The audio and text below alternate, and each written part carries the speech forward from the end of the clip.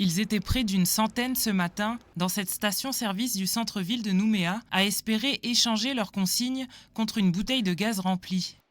Sans communication officielle, les Calédoniens guettent les réseaux sociaux et se postent directement devant les stations-service en attendant les camions de livraison. De bouche à oreille, hein. On entend l'information qui passe par-ci par-là, la famille et tout. Mais sinon, on vient ici directement voir s'il y a du gaz. Surtout, attendre déjà le matin, on voit les files d'attente, on attend déjà avec eux. Là, on vient d'avoir du gaz, là, il est 11 h. Et depuis 8 h, en fait, ce matin, ici à la station Shell Victoire en ville, on a attendu depuis 8 h. Donc, c'est bon, là. Là, on est tranquille, la patience, elle a payé. Je pense que la queue pour ceux qui attendent va s'arrêter vers là, il nous restera une dizaine de bouteilles. Les prochaines stations qui vont être livrées, c'est Total Vata et Shell Vata.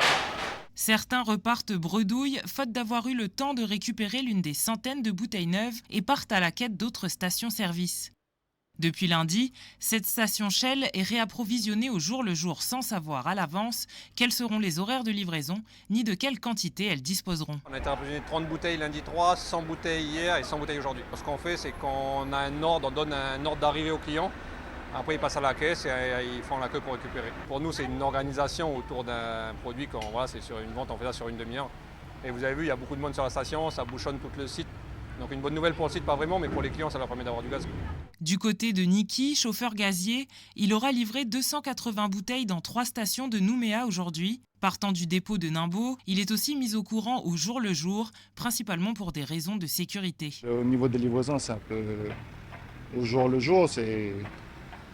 On sait pas le nombre de bouteilles qu'on va livrer. C'est encore un peu en mode dégradé, comme il y a beaucoup de gens qui n'ont pas été livrés encore. Depuis lundi, c'est tranquille, vu qu'il n'y a pas beaucoup de barrages, du coup on passe. On a toujours des consignes de sécurité à respecter. Il y a des feux ou s'il y a carrément des gens qui bloquent la route, on arrête. Selon l'évolution de la situation, le gaz devrait toujours être livré ces prochains jours au compte-gouttes. Les livraisons à domicile sont également possibles, mais face à l'importance de la demande, réussir à les contacter reste compliqué.